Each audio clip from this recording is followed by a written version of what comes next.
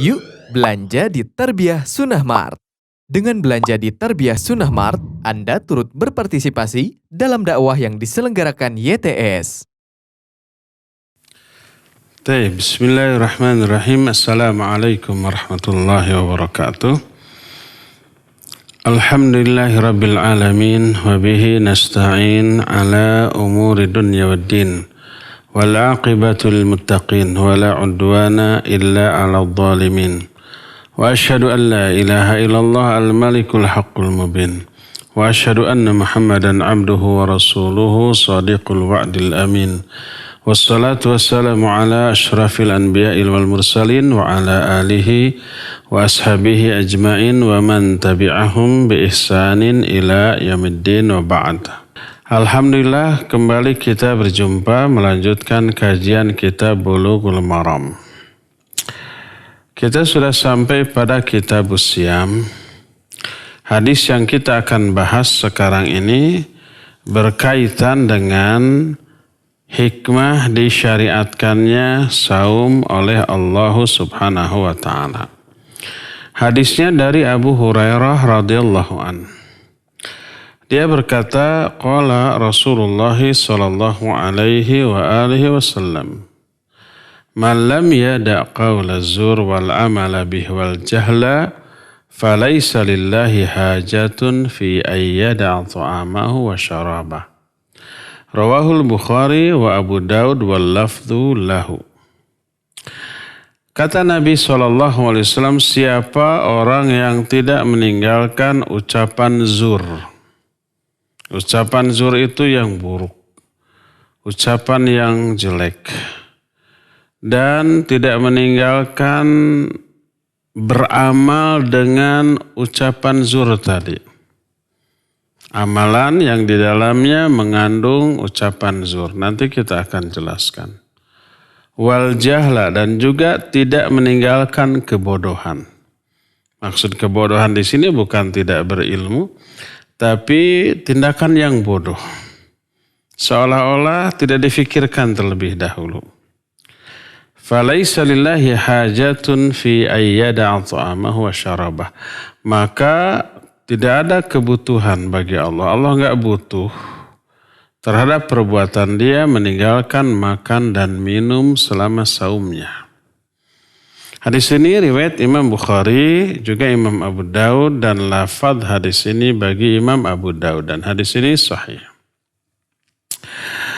Ketika menerangkan hadis ini, berkata para ulama di antara Syekh Muhammad bin Shalih Al-Utsaimin rahmatullahi alaih, yang dimaksud dengan qaul az-zur artinya kullu qaulin ma'ilin anil haqq li'anna az-zur ma'khudhatun minal azwar wa huwa al-inhiraf.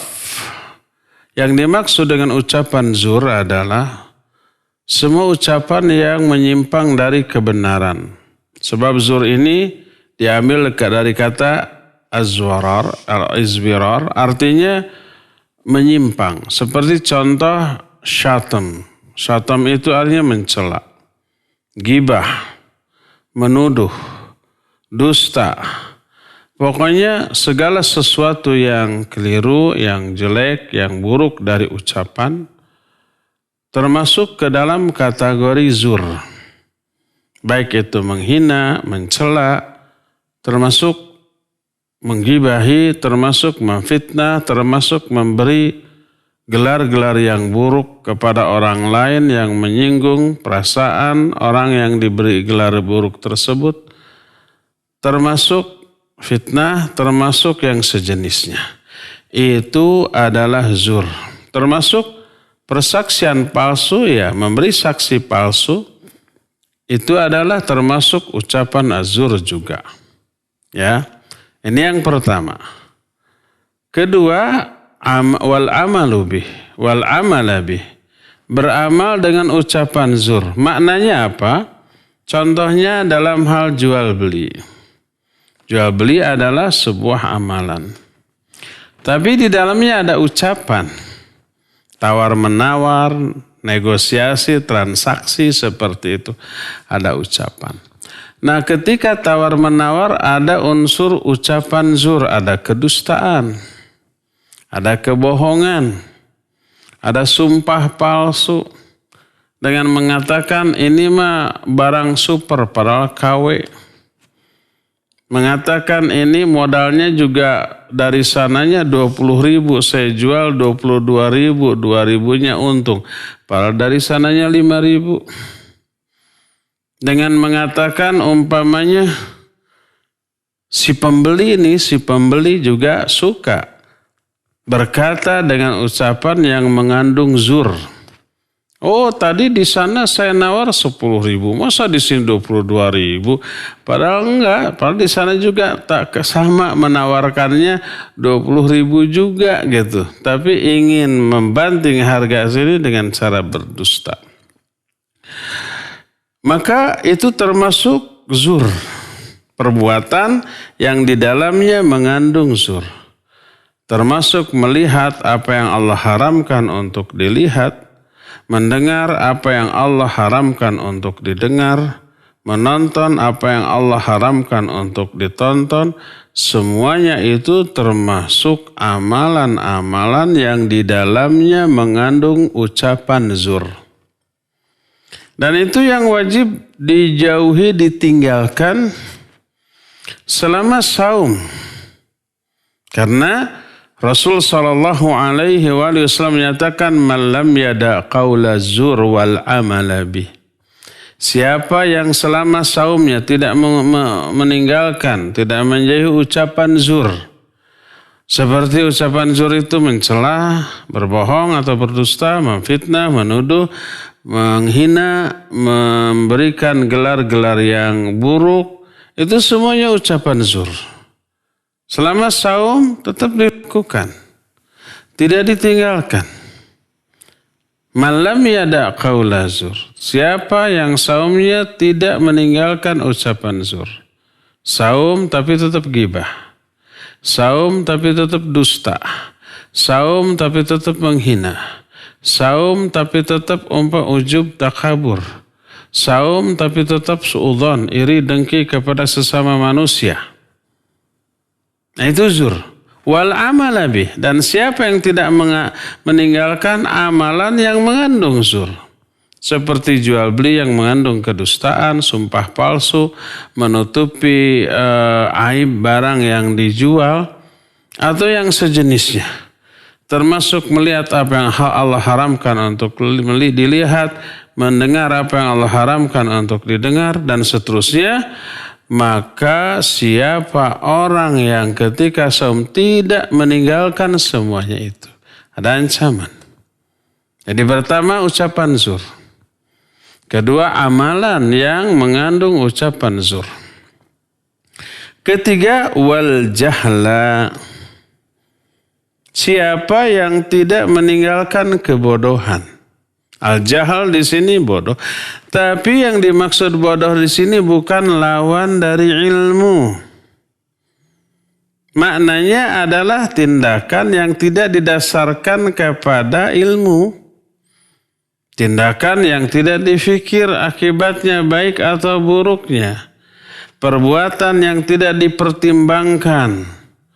Apakah ini akan bermanfaat ataukah sebaliknya akan madarat. Seperti itu, ya, disebut dalam bahasa Arab dengan sebutan safah. Safah itu tindakan yang bodoh. Bukan karena tidak berilmu, tahu, tapi dia tidak mempertimbangkannya terlebih dahulu. Oleh karena itulah, maka itu tindakan yang bodoh. 3 hal ini wajib dijauhi selama saum. Ucapan zur, perbuatan yang mengandung unsur zur, dan tindakan yang bodoh. Maka Allah Rasul sallallahu alaihi wasallam menyatakan falaisa lillahi hajah. Allah tidak punya hajah, tidak punya keperluan, tidak butuh. Makna tidak butuh adalah hajah di sini adalah iradah. Sehingga maksudnya falaisa lillahi iradatun fi hadzal shaum. Allah tidak menghendaki saum seperti itu. Bukan berarti falaisa lillahi hajatun.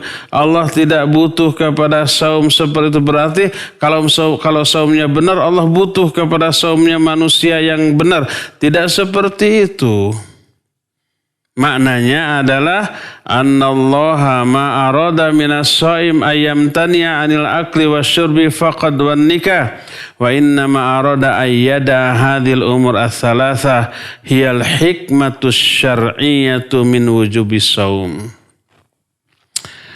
Makna hadis ini bahwa Allah tidak menghendaki saum yang hanya menahan lapar, menahan haus, dan menahan syahwat saja. Tapi Allah menghendaki selama saum itu 3 perbuatan tadi itu wajib dijauhi, dan ini termasuk hikmah disyariatkannya kewajiban saum. Saum itu agar 3 perbuatan yang dilarang tadi itu dijauhi selama saum dan tetap dijauhi seusai saum. Dan itu inti dari ketakwaan. Mana takwa itu kan menjauhi semua yang Allah larang. 3 poin tadi itu kan semuanya dilarang oleh Allah Azza wa Jalla, diharamkan. Allah berfirman, ya ayyuhalladzina amanu kutiba alaikumus siyam kama kutiba alal ladzina min qablikum la'allakum tattaqun. Hai orang-orang yang beriman, telah diwajibkan atas kalian saum sebagaimana telah diwajibkan atas orang-orang sebelum kalian, la'allakum tattaqun, agar kalian ini bertakwa. Inilah hikmah saum, yaitu takwa. Dan wujud nyata dari ketakwaan adalah menjauhi 3 hal tadi.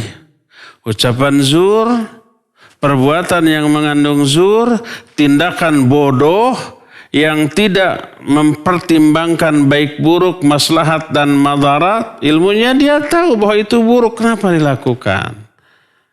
Termasuk tindakan bodoh meninggalkan kewajiban. Tahu sholat itu wajib. Tahu umpamanya saum Ramadan itu wajib. Tahu umpamanya zakat itu wajib. Tapi sengaja dia tinggalkan. Itu tindakan bodoh.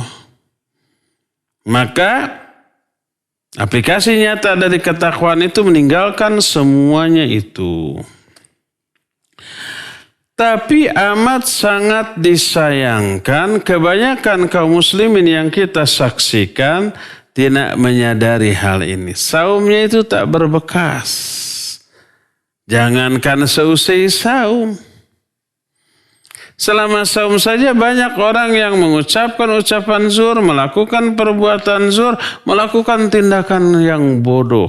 Banyak selama saumnya tuh. Apalagi seusai saumnya. Bahkan kadang-kadang orang selama saumnya itu menahan diri dari itu, tapi merencanakan seusai saum, mulai lagi. Seperti saya kalau nggak saum nih saya hajar kamu. Tapi karena saum saya tunda nanti setelah lebaran. Saya hajar setelah lebaran. Itu mah atuh ya. Sama aja. Sudah ada i'tikad, rencana, bahkan tekad. Yang direncanakan nanti seusai lebaran ini akan dilakukan. Walaupun belum dilakukan tapi sudah ada tekad dan ikhtiar, sama dengan melakukannya. Ingat nggak kita kepada hadis sahih riwayat Imam Muslim, Rasul sallallahu alaihi wasallam bersabda, "Idza altaqal muslimani bisayfayhima fal qatilul maqtul finnar." Kalau 2 muslim berjumpa sambil membawa pedangnya masing-masing mau saling bunuh, maka baik yang membunuh ataupun yang terbunuh dua-duanya ke neraka. Seorang sahabat bertanya, "Hadzal qatil, fama balul maqtul?" Kalau yang membunuh wajar masuk neraka karena dia membunuh. Kenapa yang dibunuh juga masuk neraka? Bukankah dia korban? Apa kata Nabi SAW? Li'annahu kana, kata Nabi SAW, Li'annahu kana harisun ala qatli sahibihi. Karena tadinya dia juga bersungguh-sungguh ingin membunuh lawannya tuh. Tapi karena lawannya lincah ya, lebih jagoan, akhirnya dia yang kebunuh. Walaupun dia korban tetap masuk neraka. Karena apa? Li'annahu kana harisun ala qatli sahibihi. Karena tadinya dia juga sudah berusaha untuk membunuh lawannya. Tapi nggak bisa. Sudah ada tekad, sudah ada ikhtiar, mau berhasil mau tidak, dosanya sama. Makanya dua-duanya masuk ke dalam neraka. Orang yang ketika saumnya berencana seusai saum akan begini, berencana tuh. Dan sudah ada ikhtiar nih, nabung untuk nanti. Nanti umpamanya selama saum nggak akan mabuk dulu nih. Tapi nanti pas lebaran, dia tahu kalau saum mabuk, saumnya bisa rusak gitu ya. Nggak batal sih, cuma maksudnya kalau malam hari mabuknya. Saumnya siang harinya nggak batal, cuma rusak pahalanya. Nah, tahu dia, saya mah selama Ramadan maaf nggak minum. Tapi nanti habis lebaran ditabung sekarang tuh. Nabung untuk beli. Sudah ada ikhtiar. Sama dosanya. Walaupun belum berbuat. Karena sudah ada ikhtiar. Berupa nabung. Berupa udah pesen. Ya pesen sekian botol umpamanya. Demikian yang juga yang judi. Nanti selama Ramadan mah dosanya terlalu besar. Nanti jangan dulu judi ya. Nanti habis lebaran. Makanya sekarang ditabung tuh untuk judi nanti. Sama dosanya. Demikian juga yang lain-lainnya. Ya. Berdasarkan hal itulah maka orang yang ketika Ramadan walaupun dia berhenti dari perbuatan zur, ucapan zur, tapi direncanakan dan sudah diikhtiarkan, maka tetap sama.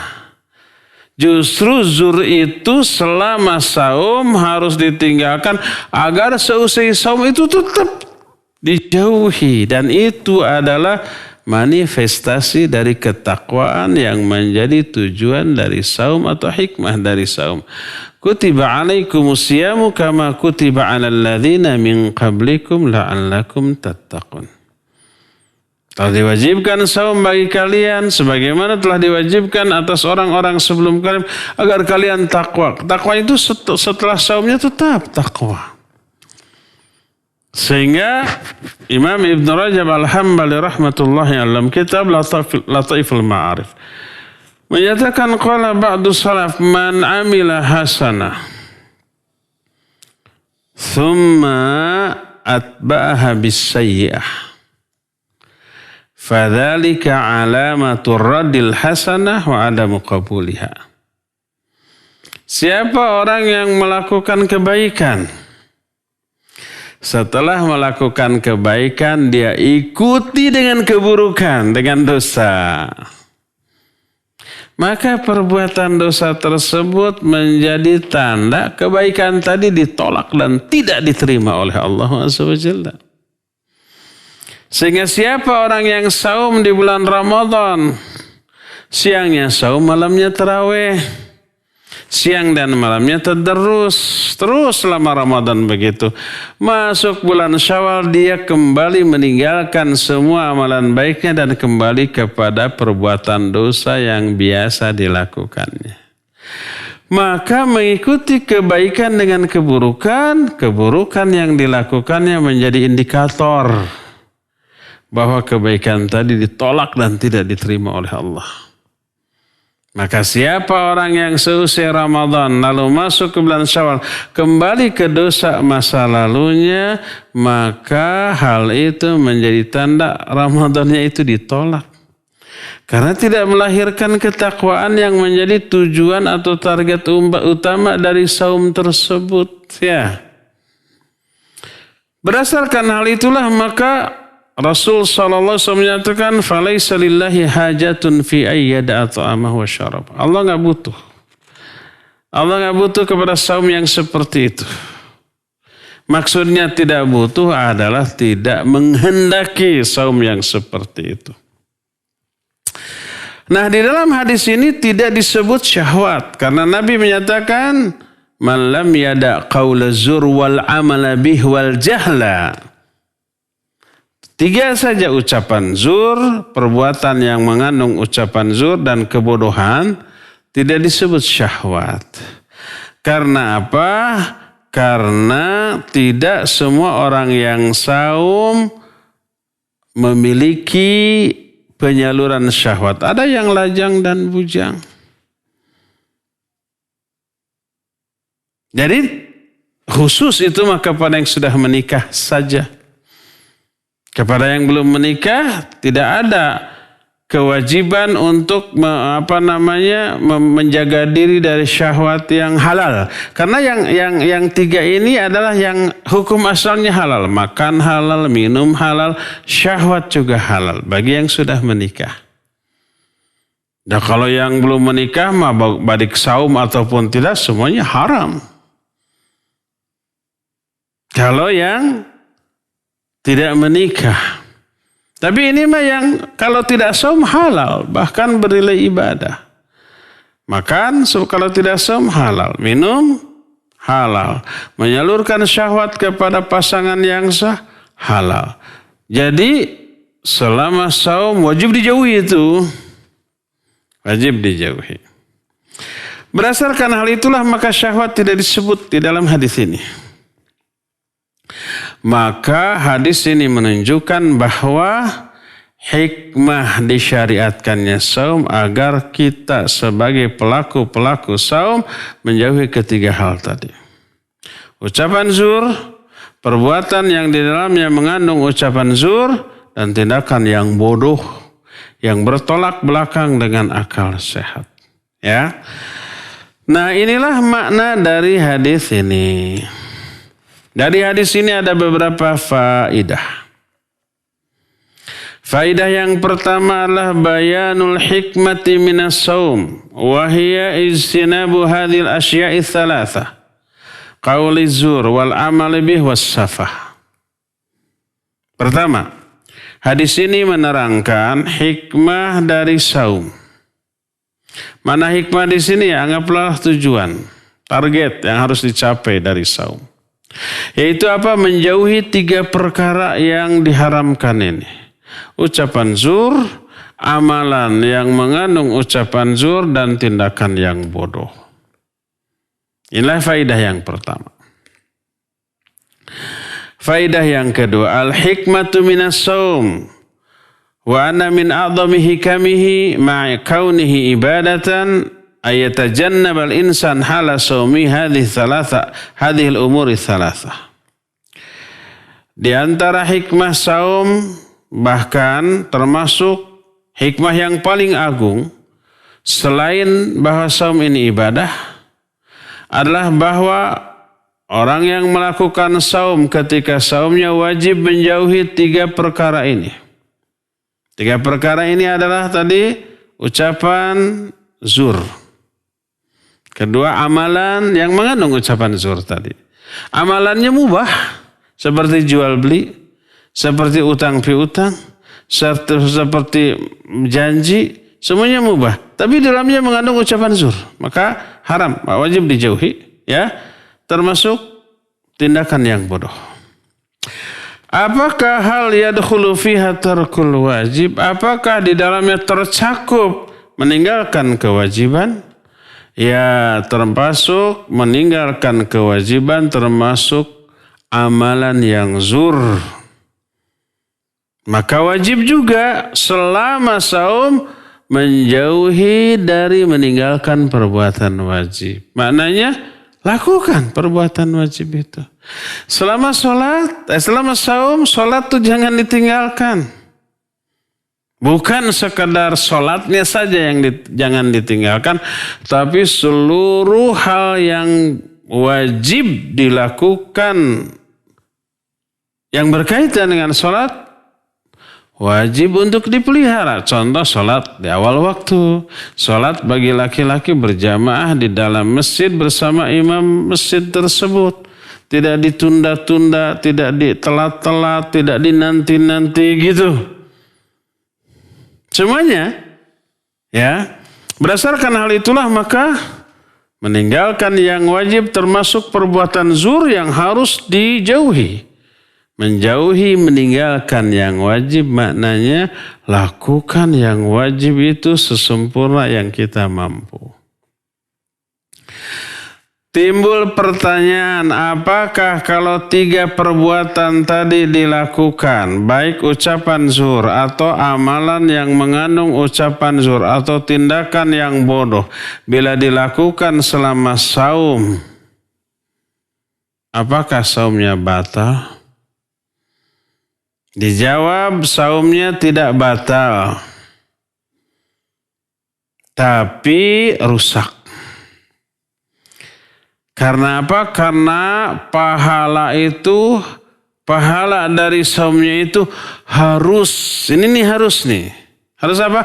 Harus dibayarkan untuk menebus dosa yang dilakukan selama saumnya. Sehingga berkata para ulama, lakinnaha la tubtidu saum, innama rubbama takunu athamuha mukafa'atan li ujuri saum. Tidaklah batal saumnya dengan 3 perbuatan tadi, tapi ada tabinya. Kadang-kadang dosa yang lahir dari 3 perbuatan tadi sebagai pengganti dari pahala saumnya. Yang batal itu pahala saumnya, tapi tidak membatalkan amalan saumnya.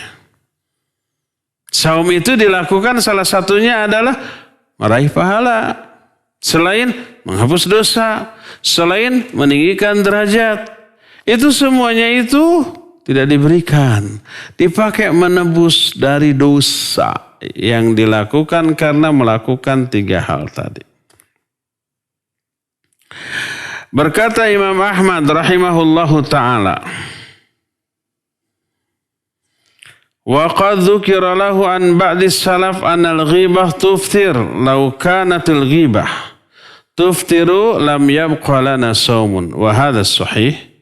Law qulna innal insan idza igtaba rajulan fahuwa kama law akala tamratan lakana la yabqa ahadun sahih as-saum illa nadhira. Lianna katsiran minan nas al-yawm nas'alullaha lana wa lahumul hidayah la yubaluna bi ghibatin nas. Kata Imam Ahmad rahmatullahi alaih. Dan telah diterangkan dari sebagian ulama salaf bahwa ada yang berpendapat ghibah itu membatalkan saum. Seandainya ghibah membatalkan saum, tak ada seorang pun di antara kita yang sah saumnya. Kalau seseorang menggibahi orang lain, dianggap sama dengan apabila seseorang makan makanan. Umpamanya, orang ini tidak gibah nih, tidak melakukan dosa, tidak melakukan salah satu pun di antara 3 yang tadi. Tapi dia makan tamar, makan kurma. Batalkah? Batal. Selain batal apa? Gak dapat pahala saum. Selain gak dapat pahala saum apa? Dosa karena membatalkan saumnya. Karena saum Ramadan itu salah satu di antara rukun Islam. Dosanya besar. Nah, jadi selain dia tidak dapat pahala, tidak dapat ampunan, juga dosa besar. Berbeda apabila seseorang tidak makan, tidak minum, tidak melampiaskan syahwat ke istrinya, tapi dia ghibah atau melakukan ucapan zur atau perbuatan yang ada ucapan zur atau tindakan kebodohan. Maka dia saumnya tetap tidak batal. Tapi dia nggak dapat pahala. Dia nggak dapat ampunan. Tapi dia tidak dosa karena meninggalkan saum. Saumnya kan dia lakukan. Saumnya tetap dia lakukan. Hanya dia dapat dosa dari ghibahnya atau dari perbuatan ucapan zurnya, ya. Tapi dosa karena meninggalkan saum tidak, karena dia melakukan saum itu. Hanya pahala nggak dapat, ampunan juga tidak dapat. Itu saja bedanya. Yang semoga Allah Azza wa Jalla memberikan hidayah kepada kita semua dari hal tadi. Nah, oleh karena itu yang amat kita sesalkan, manusia tidak peduli dengan menggibahi orang lain selama saumnya. Berdasarkan hal itulah maka ada kaidah di kalangan para fuqaha annal tahrim idza kana aman fa innahu la yubtil ibadah. Sesungguhnya perkara yang diharamkan bila bersifat umum maka tidak membatalkan ibadahnya. Apapun ibadah itu, baik saum, wudu, sholat, dan yang sejenisnya, umpamanya habis berwudu, kita gibah. Apakah wudunya batal? Tidak batal. Habis berwudu, kita memeluk perempuan yang bukan mahram kita. Batal nggak wudunya? Tidak batal. Tapi dosa, jangan dilakukan tuh. Sama dengan habis wudu kita gibah, habis wudu kita mencela orang, menghinai orang. Batal tidak wudunya? Tidak batal. Tapi jangan dilakukan, dosa. Perbuatan dosa tidak membatalkan ibadah. Termasuk ketika sholat melakukan perbuatan yang haram. Batal nggak sholatnya? Tidak batal. Apa perbuatan haram yang bisa dilakukan di dalam sholat? Banyak. Baik perbuatan batin seperti ria. Ria itu maksiat. Apakah ria membatalkan sholat? Tidak. Sholatnya tidak batal. Tapi pahalanya hilang. Atau umpamanya ketika sholat dia melakukan kebidahan. Batal nggak sholatnya? Tidak batal. Atau ketika sholat dia suudzon. Menuduh orang lain, dia ini imam.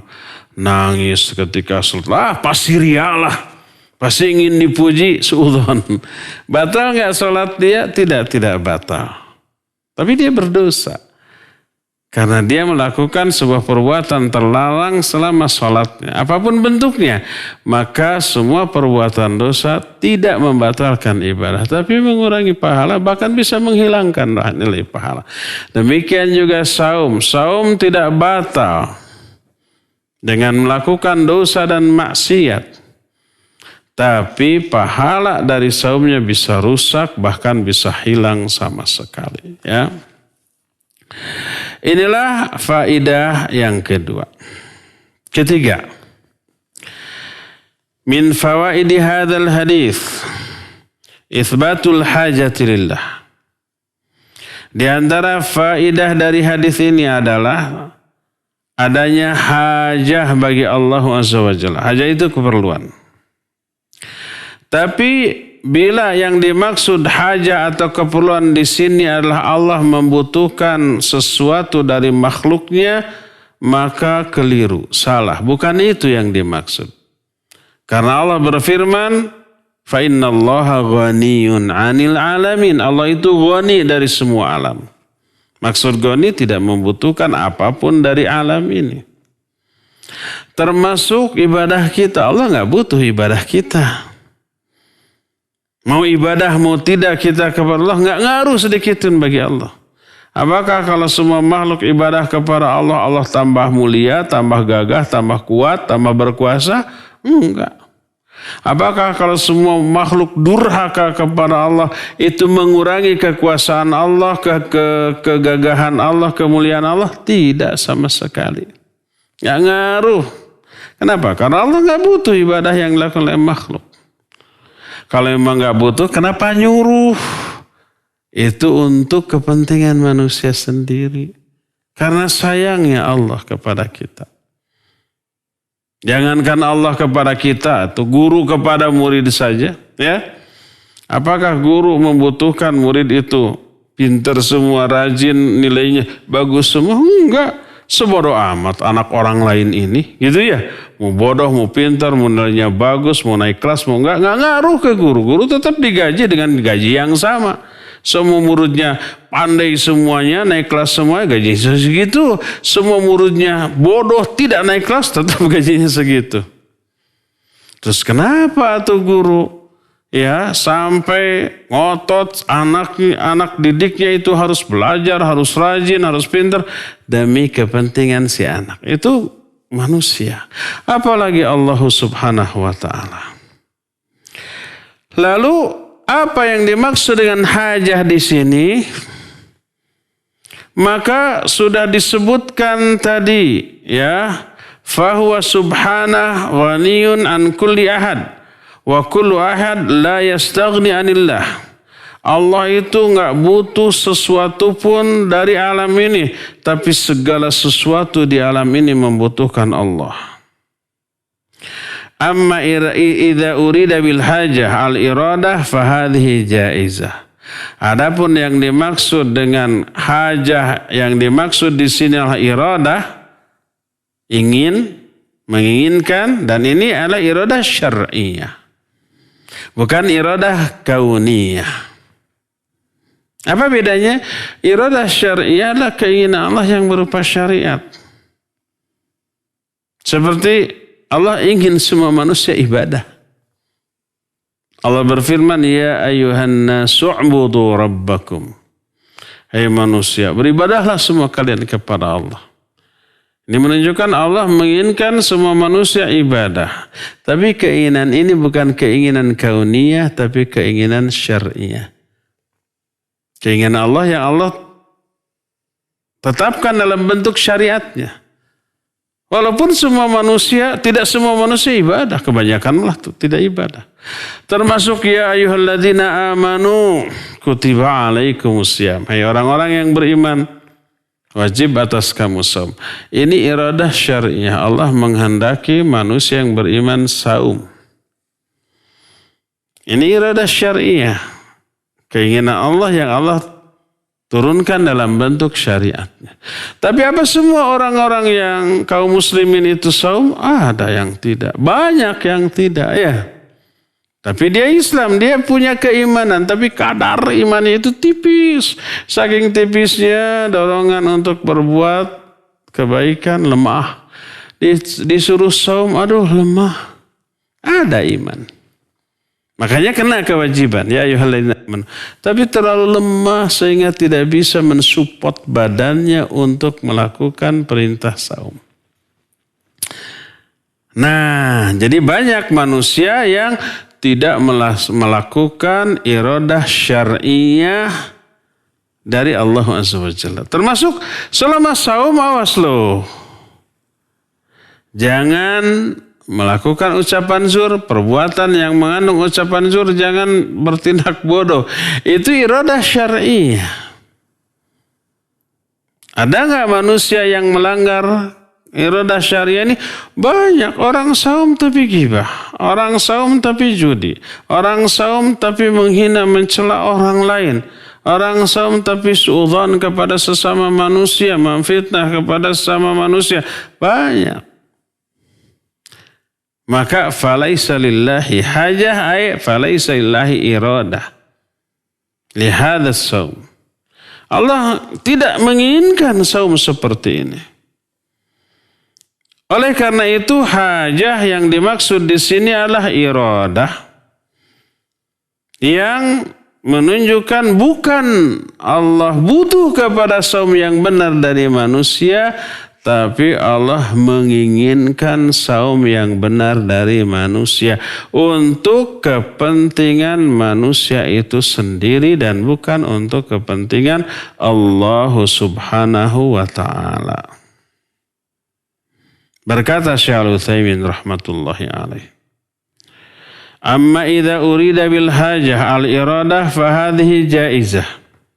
Fa inna Allah Ta'ala yuridu min ibadihi fi syar'i saum ay yatajannabu hadhil asya'il muharramah wa ammal qismul awwal famamnu'un.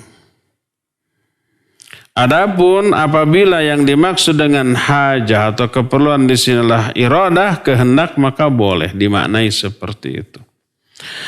Karena sungguhnya Allah Ta'ala menginginkan dari hamba-hambanya dengan syariat saum yang diturunkannya agar hamba-hamba itu menjauhi perkara-perkara yang diharamkan selama saumnya.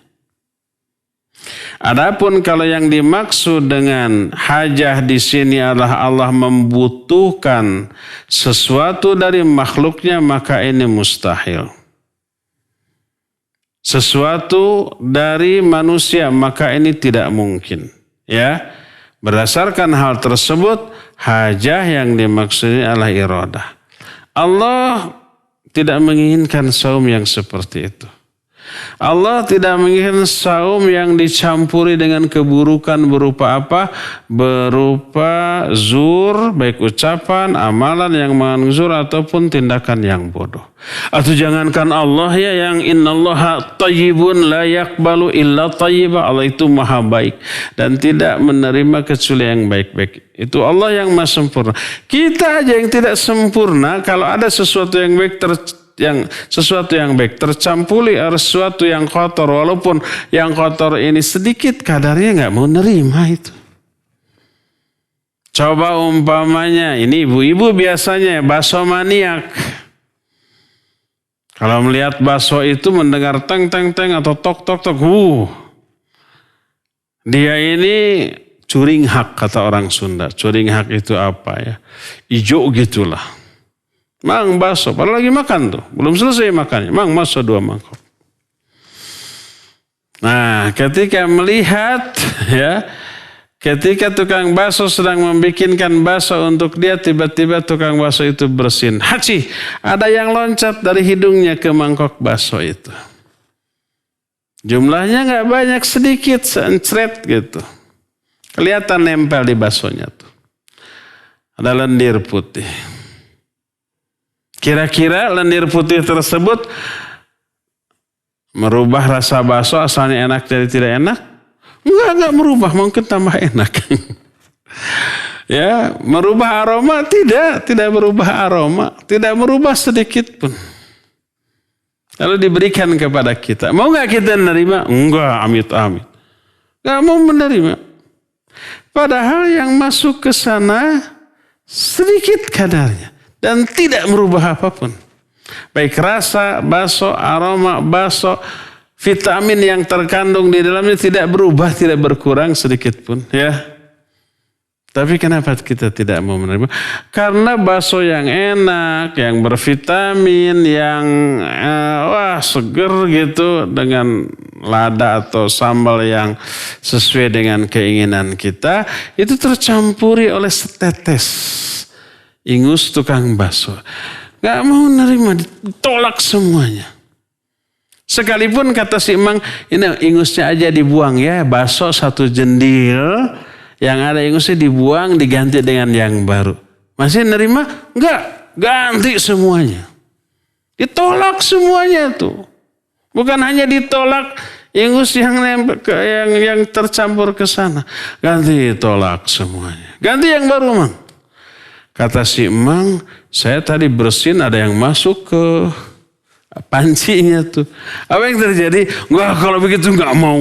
Semuanya ditolak tuh. Sepanci tuh. Padahal yang masuknya semua secret. Tercampuri oleh sesuatu yang buruk.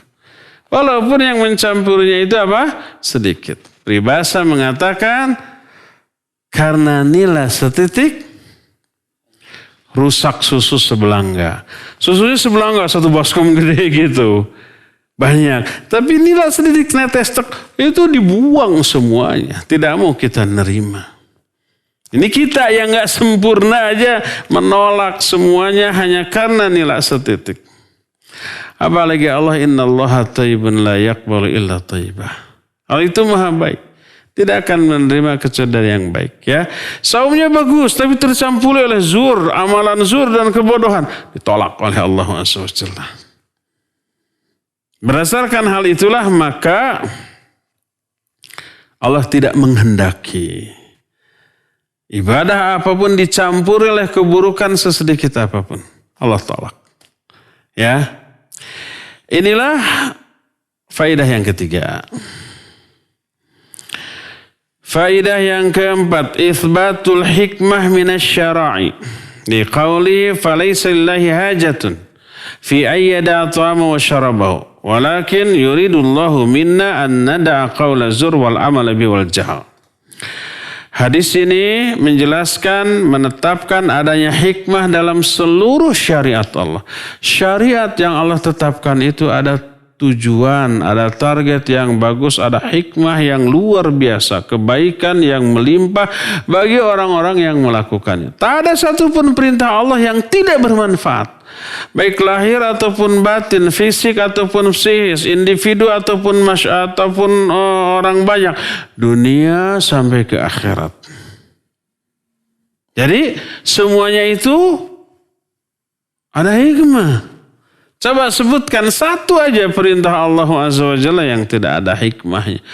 Itu semuanya ada. Jadi semua syariat itu mengandung kebaikan bagi manusia. Tapi kan ada perintah Allah yang membuat manusia menderita. Contohnya apa? Ya banyak. Contohnya saum. Membuat manusia lapar, haus, lemes. Di dalam penderitaan yang lahir dari ibadah terkandung banyak kebaikan. Saum yang melahirkan rasa lapar dan haus itu bagus untuk kita. Lahir kita, batin kita, dunia kita, akhirat kita, individu kita, masyarakat kita. Coba apa hikmah dari saum yang melahirkan lapar, haus, dan lemas untuk masyarakat kita? Kan kita yang laparnya nih. Kita yang hausnya, kita yang lemesnya. Apa manfaatnya bagi orang banyak? Banyak. Dari lapar, haus ini timbul. Timbul apa? Timbul jiwa sosial yang tinggi. Oh, lapar ini, haus ini menderita. Ya, lalu ingat gimana ya orang fakir. Orang miskin yang sering lapar, sering haus, sering lemas. Kita mah saum, lapar, haus, ada harapan nanti maghrib bisa makan lagi, bisa kenyang lagi, bisa kuat lagi. Karena makanan tersedia. Bahkan ya saat bukanya masih lama, kita sudah numpuk-numpuk untuk makan sejak pagi harinya tuh. Bahkan untuk sebulan. Kolaknya ada, es buahnya ada, kurmanya ada, ya. Semuanya ada. Biasanya menu makan ketika Ramadan itu lebih istimewa daripada hari-hari biasa. Benar nggak, Cepi? Iya tuh. Lebih luar biasa daripada hari-hari yang tidak saum. Kita ada orang fakir, orang miskin, lapar. Kapan bisa makan? Nggak tahu. Apa yang bisa dimakan? Nggak tahu juga. Mungkin nanti sore, mungkin besok, mungkin 2 hari lagi. Kan gitu. Kasihan amat tuh orang fakir, orang miskin. Kesadaran ini menimbulkan rasa empati. Empati ini mendorong dia untuk membantu, memberi, dan seterusnya. Ini salah satu buah saum dari aspek sosial. Aspek batinnya ya jelas lah ya. Dunianya jelas, akhiratnya lebih jelas lagi. Apa sih keuntungan duniawi dari saum? Banyak, sehat. Diet yang sangat syar'i dan alami. Karena saum itu proses detoksinasi, dibuangnya racun-racun, diperbaikinya beberapa organ yang rusak gitu ya, dan seterusnya tuh. Pencernaan diistirahatkan, tidak diforsir. Biasa tiap detik terus bekerja nih pencernaan, karena kita ngemil terus, ya. Tapi ketika saum berhenti istirahat, ketika pencernaan diistirahatkan, apakah tubuh yang lain istirahat? Enggak, tubuh yang lainnya bekerja untuk yang lain, memperbaiki kerusakan, membuang hal-hal yang tidak dibutuhkan gitu ya, terlebih terkonsentrasi kepada organ-organ tubuh lain dan seterusnya. Sehat tuh. Jadi semua yang Allah syariatkan mengandung hikmah. Termasuk hikmah saum ini. Aspek batin dari hikmah saum adalah melatih jiwa kita untuk menjauhi ucapan zur, perbuatan yang mengandung ucapan zur, dan tindakan-tindakan yang buruk. Dilatih untuk itu sehingga seusai saum dia terbiasa dengan itu. Terbiasa dengan menjauhi semua hal-hal yang buruk-buruk. Makanya Allah Azza wa Jalla melalui lisan Rasulnya menyatakan falaisa lillahi hajatun fi ayyada at'ama wa syaraba. Allah enggak menginginkan saum orang yang seperti itu. Meninggalkan makan, meninggalkan minum, tapi tidak meninggalkan perbuatan dan ucapan yang mengundang murka Allah Azza wa Jalla. Padahal tuh ucapan zur, perbuatan yang mengandung ucapan zur, tindakan bodoh itu setiap detik mau saum mau tidak haram. Wajib dijauhi. Adapun makan, minum, berhubungan suami istri tidak haram kalau di luar saum. Makan boleh, minum boleh, hubungan suami istri bukan boleh, tapi diberi pahala tuh. Tapi selama saum yang tadinya halal itu haram sementara.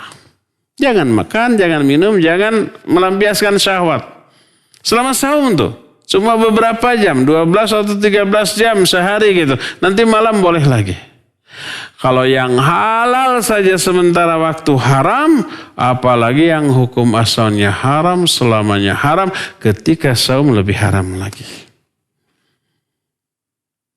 Ini salah satu di antara hikmah saum, dan semua syariat Allah ada hikmahnya. Tak ada satu pun syariat yang tidak mengandung hikmah bagi manusia, ya. Inilah beberapa faedah yang bisa kita ambil dari hadis ini. Ya, cukup sampai di sini saja. Insya Allah kita akan sambung lagi di hari Sabtu yang akan datang. Dan kita masih punya sisa waktu untuk bertanya jawab kepada Cepi. Dipersilakan untuk memandu tanya jawab dengan pendengar dan pemirsa juga para netizen. Wassallallahu ala nabiyina Muhammadin wa ala alihi wa sallam. Mangga. Ya, syukran Ustaz atas materi yang disampaikan. Jazakumullahu khair. Dan kami mengundang kepada para pendengar dan pemirsa dimanapun antum berada. Bagi antum yang akan bertanya langsung kepada Ustadz, silakan bisa melalui line telepon di nomor 022 86862637 atau melalui pesan singkat ke nomor 0811 2271476. Baik, sudah ada penelpon yang masuk. Ya, silakan. Assalamualaikum warahmatullahi wabarakatuh. Waalaikumsalam warahmatullahi wabarakatuh. Silakan Pak Yono. Mangga. Ustaz, saya mau tanya, bagaimana kiat-kiat apa untuk meninggalkan atau menjauhi zur atau yang mengandung zur atau dalam kebodohan? Bagaimana cara menghindarinya? Sekian, assalamualaikum warahmatullahi wabarakatuh. Waalaikumsalam warahmatullahi wabarakatuh. Ya, Pak Mulyono.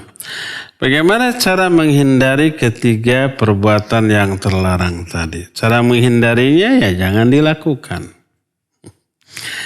Bagaimana caranya agar kita tidak melakukan itu? Karena hal yang dilarang tadi itu menyenangkan loh ya. Gibah itu menyenangkan nggak? Menyenangkan, senang kalau menggibahi orang. Senang kalau menghina, mencela orang lain. Apalagi perbuatan yang mengandung unsur jual beli. Kalau tidak mengandung unsur tipu menipu, kebohongan, menutupi aib barang, itu kayaknya gak seru tuh jual beli yang kayak begitu ya. Nah, bagaimana caranya agar kita bisa menjauhi semua itu? Pertama, yakini semuanya itu adalah sebuah keburukan yang merugikan kita. Lahir batin, dunia akhirat. Di dunianya kita dibenci orang, tidak akan dipercaya oleh orang. Di akhiratnya diazab. Yang pertama. Kedua, bayangkan buruknya, dahsyatnya azab untuk perbuatan tersebut. Kenapa si pencopet tidak berani mencopet kalau diyakini dia akan ketahuan? Karena membayangkan risikonya, digebuki massa, ditangkap, dijebloskan ke penjara. Allah, terlalu besar risikonya. Makanya nggak berani nyopet kalau diyakini nyopet saat itu akan ketahuan. Nah, apa yang azab yang Allah berikan kepada orang yang melakukan tiga itu jauh lebih dahsyat loh. Kita ingat seenteng-enteng azab di neraka gimana tuh? Diberi sepasang sendal dari api, begitu dipakainya pasti di kaki. Ubun-ubunnya sebagai bagian yang terjauh dari kaki langsung bergejolak, langsung mendidih. Itu yang paling enteng tuh.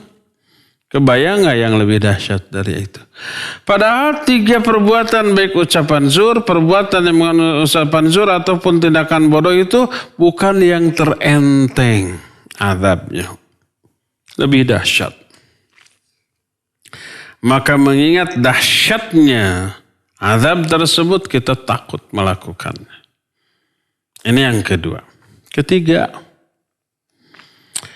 bayangkan atau yakini hancur, rusak dan sia-sianya saum yang kita lakukan. Karena seluruh janji yang Allah akan berikan kepada orang yang saum cancel, tidak jadi diberikan. Pahala enggak diberi. Ampunan tidak diberikan, kemuliaan tidak diberikan, peningkatan derajat tidak diberikan. Para Rasul sallallahu alaihi wasallam menyatakan, "Man shoma Ramadhana imanan wa ihtisaban ghufirallahu ma taqaddama min dzambi." Siapa yang orang yang saum Ramadan dengan iman dan ihtisab, diampuni semua dosanya. Ini akan diberikan oleh Allah, dosanya tetap. Terus apa lagi? Akan diselamatkan dari api neraka. Asyamu junnatun yastajinnu bihil amdu minan nar. Saum itu perisai. Seorang hamba menjaga dirinya, melindungi dirinya dengan perisai itu dari api neraka. Itu saum. Kalau saumnya benar, diterima oleh Allah. Maka ini pun Allah batalkan. Tidak akan dia selamat dari api neraka. Saum itu bisa masukkan orang ke surga. Ini janji Allah melalui lisan Rasulnya. Seorang sahabat bertanya, "Ya Rasulullah, dullani ala amalin adkhulu bihil jannah." Wahai Rasulullah, tunjukkan kepadaku satu amalan yang bisa menyebabkan aku masuk surga karena amalan itu. Apa kata Nabi SAW? Fa'alaika bisyam la mithalau. Kalau begitu kamu harus saum. Saum itu ibadah yang tak ada bandingannya. Ini juga akan diberikan kalau saumnya tadi tercampuri zur tadi. Ya. Maka lapar kita, haus kita percuma. Tidak menghasilkan apapun kecuali lapar, haus, dan dahaga. Berdasarkan hal itu, mengingat semua kerugian tadi, kita akan takut kalau saum kita dicampur oleh keburukan tadi. Maka ini akan mendorong kita untuk apa? Menghindari semua yang dilarang. Apalagi kiat yang harus kita lakukan, banyak berdoa kepada Allah agar Allah memberi hidayah kepada kita agar tetap istiqamah di atas saum yang benar. Agar Allah menjauhkan kita dari semua perbuatan yang haram baik selama saum ataupun seusai saum. Terus apalagi gaul dengan orang-orang yang saleh. Yang ketika saumnya hanya diisi dengan ibadah, tadarus, berzikir, berdoa, beribadah, ngaji dan seterusnya. Dan jauhi pergaulan yang buruk yang menyeret kita kepada perbuatan zur dan amalan yang dicampur oleh zur. Ya, demikian Pak Mulyono. Wallahu a'lam bishawab. Silakan lagi. Baik, syukran Ustadz atas jawabannya. Kita kembali ke penelpon yang sudah masuk. Ya, silakan. Halo. Ya, penelpon sudah masuk, silakan. Silakan yang telepon sudah masuk. Warahmatullahi wabarakatuh. Waalaikumsalam warahmatullahi wabarakatuh. Bu Nur. Silakan. Ya, Ustaz. Mau tanya Ustaz tentang saum, tentang puasa sunnah Ustaz, puasa Daud. Itu kalau misalkan bulan ini atau sebulan penuh saya puasa Daud Ustaz. Terus nanti bulan ke depannya itu saya puasa cuma Senin Kemis gitu Ustaz. Jadi dibedain gitu Ustaz. Itu gimana Ustaz? Boleh nggak gitu? Ya itu aja. Assalamualaikum warahmatullahi wabarakatuh. Iya, waalaikumsalam warahmatullahi wabarakatuh. Ya, Ibu Nur di Cibuntu, Bandung. Barakallahu fiik. Boleh nggak kita merubah-rubah saum sunnah? Kadang kita saum Daud, kadang kita Senin Kamis. Kadang ayamul bid saja, Senin Kamis ditinggalkan, Daud ditinggalkan. Ya, tidak ada larangan. Boleh-boleh saja. Baik ada uzur ataupun tidak ada uzur. Kalau ada uzur, maka saum sunat yang biasa kita lakukan tetap kita dapat pahalanya walaupun kita tidak saum. Umpamanya sekarang saya saum Daud, tapi sekarang besok saya nggak akan. Harusnya besok saum nih. Tapi karena besok ada safar, saya tidak saum. Walaupun besok saya tidak saum, saya tetap dapat pahala saum. Karena ada uzur. Senin Kamis, saya biasa Senin Kamis umpamanya, tapi besok Senin saya mau berangkat jauh, akhirnya saya tidak saum. Atau besok saya harus ke dokter dan harus periksa darah. Kalau periksa darah kan harus ada saumnya, ada makannya. Nanti seusai diambil darah yang pertama harus makan. Makanya saya tidak saum sekarang. Karena apa? Karena ada uzur. Padahal besok jadwal hari Kamis harus saum umpamanya, maka dapat pahala saum Senin Kamis tetap dapat karena ada uzur. Barulah kita nggak dapat pahala Senin saum Kamis kalau kita meninggalkannya tanpa uzur. Baik karena malas sekarang atau saya sekarang ingin makan besar dulu lah maka tidak saum, tidak dosa, tapi nggak dapat pahala karena tanpa uzur, ya. Jadi pada intinya saum sunnah walaupun tidak ada uzur lalu kita tinggalkan atau kita rubah maka tidak masalah. Sebulan ini kita Daud, ya. Bulan depan Daud ternyata terlalu berat bagi saya, terlalu banyak berat badan yang hilang dan khawatir mengganggu kesehatan. Akhirnya saya Senin Kamis saja. Ya masalah, baik ada uzur ataupun tidak. Ternyata saum Senin Kamis juga ada resiko atau nanti saya ayamul bid saja. Gak masalah ya. Jadi dibolehkan merubah-rubah atau mengganti-ganti saum sunnah. Selama saum sunnah tersebutlah saum sunnah yang disyariatkan. Allahu a'lam. Silakan lagi. Baik, syukran Ustadz atas jawabannya. Kita beralih kembali dulu ke penanya melalui pesan singkat. Pada pertanyaan dari Umu Adi tadi, Assalamualaikum, semoga Ustadz dan seluruh kru selalu dalam lindungan Allah Azza wa Jalla. Amin. Ustadz tadi sampaikan yang tidak meninggalkan 3 perkara waktu saum, pahala saumnya berkurang. Pertanyaannya bagaimana pahala amalan-amalannya? Apakah tidak diterima atau sama sekali ditolak? Jazakumullahu khairan. Assalamualaikum Ustadz. Silakan. Waalaikumsalam warahmatullahi wabarakatuh. Jazakillahu khairan. Umu Adi di KBP.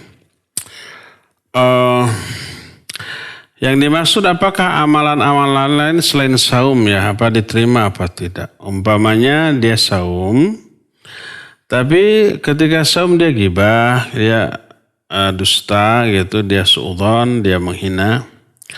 Nah, tapi ada amalan lain yang dia lakukan seperti sholat, seperti sedekah selama saumnya, seperti thalabul ilmi, seperti mendengar kajian seperti sekarang. Itu semua ibadah.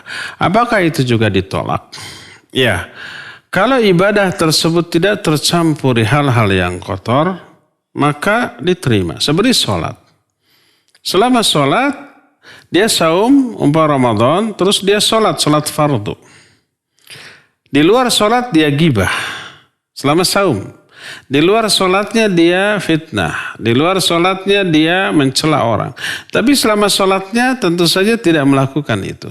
Kalau selama sholatnya dia tidak melakukan dosa, ya maka seluruh syarat sahnya sholat, rukun sholat, wajib sholat ditunaikan, dia dapat pahala dari sholatnya dan sholatnya tidak ditolak.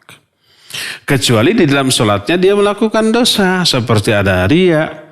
Ya, ada ujub dengan sholatnya, ada kebidahan yang dia lakukan dalam sholatnya, ya itu bisa merusak sholatnya. Nah, apakah ketika saumnya dicampuri dusta, ghibah, tapi selama saum tersebut juga dia bersedekah? Apakah sedekahnya juga ikut tertolak? Tidak, kecuali sedekahnya itu tercampuri hal yang kotor. Seperti ada riya, tolonglah nih saya mau sedekah, lihat di kenceng yang lewat di saya stop, saya pintel-pintel 1 juta nih video. masukin medsosnya. Yaitu mah ria, dalam sodakohnya ada ria, ya sodakohnya ditolak. Tapi kalau sodakohnya selama saum di hari itu dan saumnya dicampuri oleh gibah dan yang lain-lainnya. Tapi ketika dia sodakohnya tulus, ikhlas, murni. Tidak ada hal yang buruk dalam sodakohnya, maka amalan sodakohnya tetap diterima oleh Allah Subhanahu wa Ta'ala. Selama saum yang tercampuri gibah tersebut, suatu saat di tengah saumnya dia baca Quran. Ketika baca Quran dia niatnya ikhlas karena Allah, ya benar, maka baca Qurannya diterima oleh Allah Azza wa Jalla. Sekalipun di luar baca Quran tadi dia gibah. Dan itu di hari ketika dia saum. Ya, amal-amal lain yang tidak tercampuri keburukan ketika melakukan amal tersebut tetap Allah terima. Adapun saumnya dicampuri oleh fitnah, oleh gibah, oleh dusta, yaitu saumnya itu rusak. Apakah amal selain saum juga rusak? Kalau amal selain saum yang dilakukan selama saum itu adalah amal yang benar-benar murni, bagus, tidak tercampuri oleh keburukan, maka tetap diterima. Ya, wallahu a'lam bishawab. Silakan lagi. Baik, syukran Ustaz atas jawabannya. Kami mengundang kepada para pendengar dan pemirsa dimanapun antum berada. Bagi antum yang akan bertanya kepada Ustaz, silakan bisa melalui line telepon langsung di nomor 022 86862637. Sekali lagi di nomor 022 86862637 atau melalui pesan singkat ke nomor 0811 2271476. Sekali lagi ke nomor 0811 2271476. Baik, Ustadz, kita beralih dulu ke penanya selanjutnya, Ustadz. Dari hamba Allah di Bogor, beliau memohon nasihat. Ana safar ke Ciamis naik kendaraan umum dari Bogor pukul 24.00 malam. Azan subuh masih di perjalanan, sedangkan bis istirahat di rumah makan rata-rata sudah pukul 6 pagi. Waktu sholat subuhnya sebaiknya bagaimana ya Ustadz? Mohon nasihatnya. Syukran. Silakan. Barakallahu fiik, hamba Allah di Bogor. Ketika datang waktu sholat, maka kita terkena wajib sholat saat itu. Lakukan sholat sesuai dengan keadaan kita. Kalau semua rukun dan syarat sahnya sholat mampu kita lakukan semuanya. Kalau ketika waktu sholat tiba ada satu rukun, syarat sahnya sholat tidak mampu kita lakukan, gugurlah kewajiban memenuhi syarat tersebut tanpa menggugurkan kewajiban sholatnya. Contoh, ketika datang waktu sholat subuh umpamanya jam 4:30, kita nggak bisa menghadap kiblat karena di kendaraan. Gugurlah kewajiban menghadap kiblat tanpa menggugurkan kewajiban sholatnya. Sholatlah walaupun tidak menghadap kiblat. Ada rukun yang nggak bisa kita lakukan, seperti tidak bisa berdiri, tidak bisa sujud, maka gugur kewajiban memenuhi hal itu. Lakukan walaupun hanya sambil duduk, ya.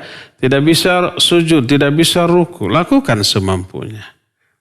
Kita tidak bisa berwudu, ada tayamum. Kecuali kalau umpamanya wudu tidak bisa, tayamum tidak bisa. Karena tidak ada debu di sana, umpamanya di pesawat, umpamanya di bis premium. Premium itu di atas eksekutif. Jangankan debu, sebelum kita masuk sudah divakum duluan semuanya, nggak ada debu. Tidak bisa wudu, tidak bisa tayamum, tidak bisa mandi. Berarti gugurlah syarat memenuhi kewajiban memenuhi syarat suci. Lakukan seadanya, ya. Nah, sekarang umpamanya nanti ada istirahat tapi waktu sholat subuh sudah habis, jam 6 itu sudah habis. Jangan itu lakukan ketika waktu masih ada dan semampunya.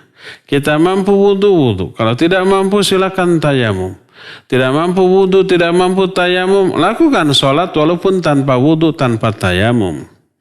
Tidak bisa ruku dan sujud, lakukan sambil duduk semampunya. Tidak bisa sambil menghadap kiblat, lakukan kemana saja, ya. Karena arah kiblat juga kita tidak tahu ini menghadap kemana bis ini gitu ya. Lakukan seadanya sesemampunya ya.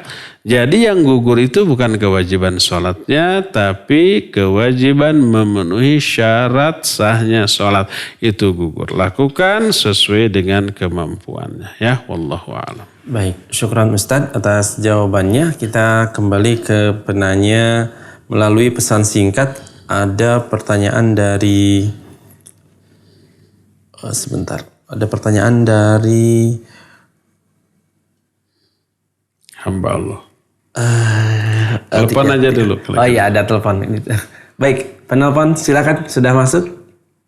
Assalamualaikum warahmatullahi wabarakatuh. Waalaikumsalam warahmatullahi wabarakatuh. Silakan Bapak.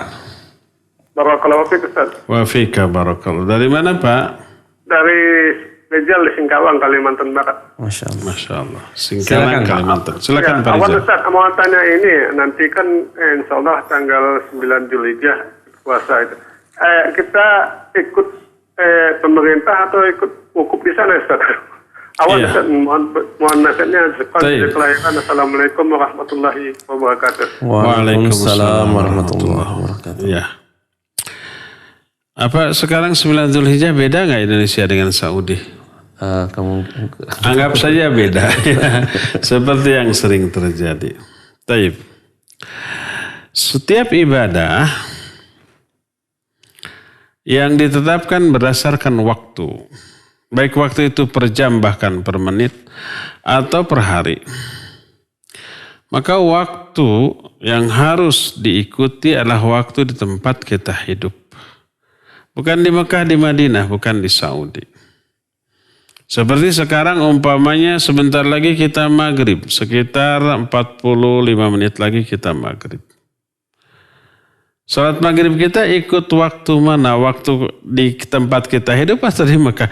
Waktu di sini.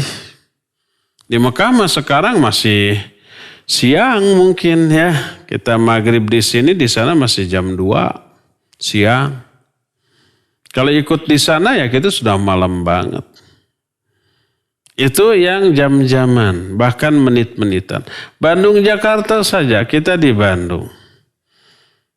Kemudian pusat pemerintahan di Jakarta.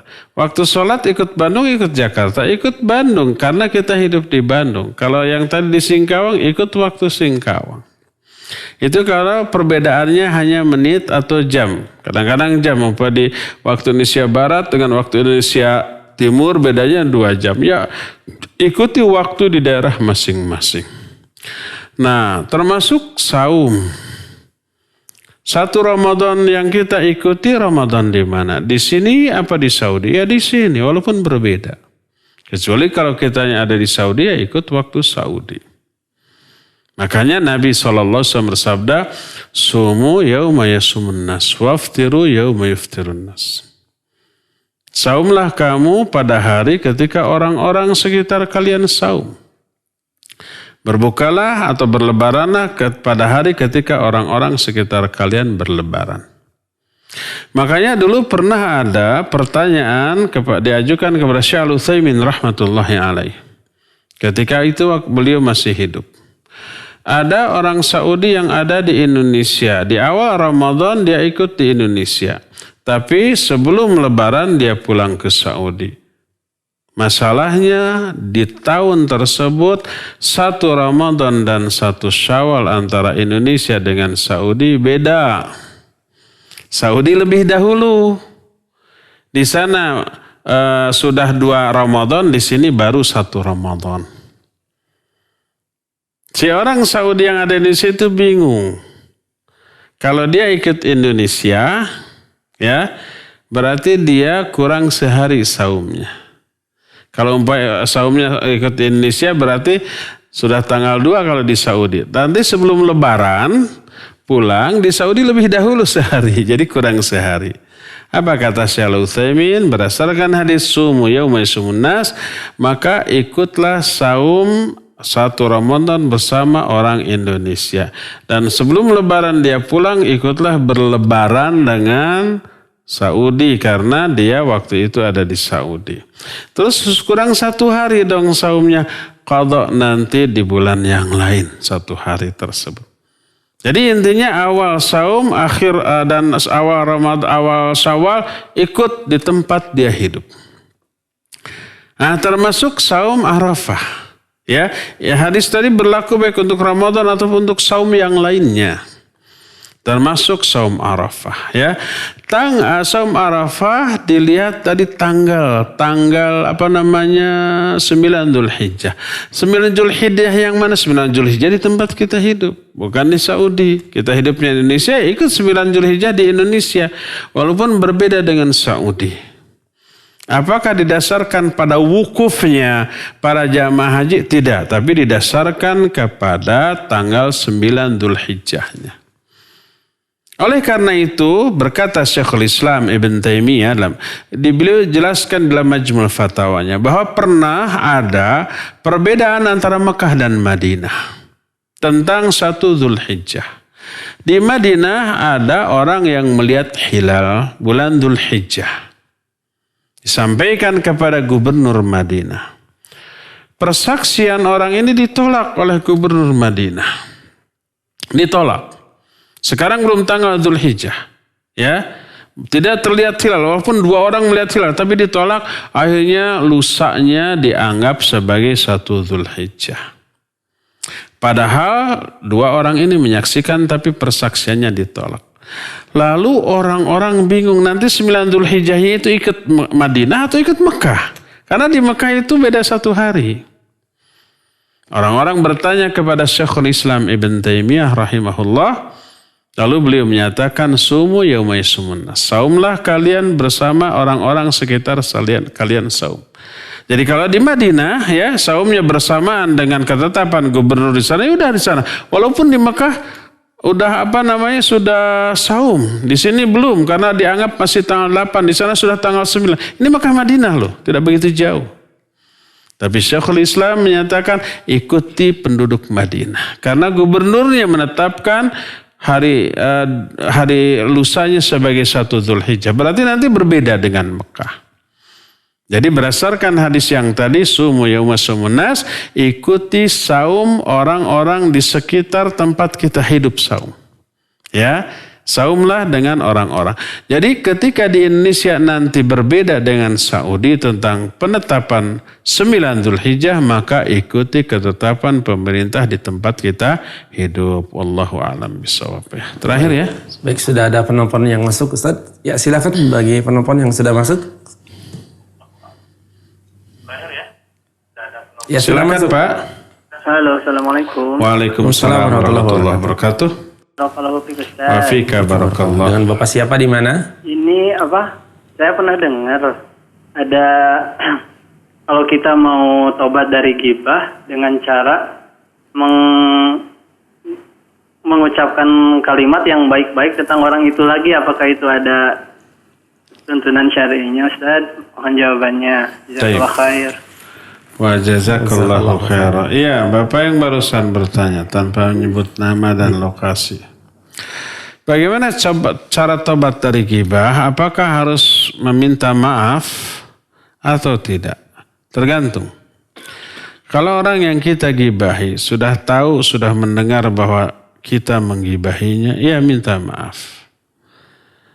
Dikelirkan, ya, diislahkan. Tapi kalau orang tersebut tidak tahu kita gibahi, jangan meminta maaf dan jangan memberitahukan bahwa kita sudah menggibahinya. Terus gimana yang harus kita lakukan? Pertama, ralat gibahan kita tentang dia. Kalau kita pernah menggibahi dia di hadapan 10 orang, dia ini jelek begini.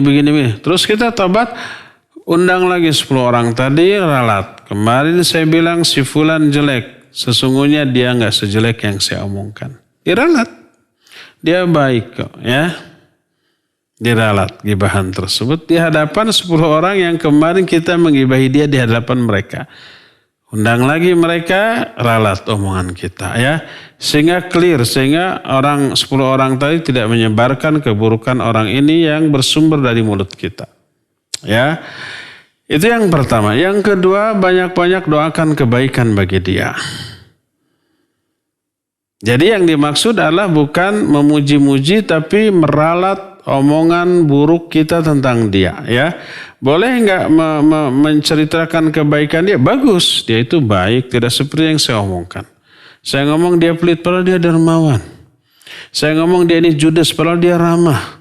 Saya ngomong dia ini egois, padahal enggak, dia perhatian kepada sama orang manusia, dan seterusnya. Ya, itu sebagai konsekuensi tobatnya kita dari gibah kita terhadap dia, ya. Ya, cukup ya sampai di sini, insyaallah kita jumpa kembali hari Sabtu yang akan datang.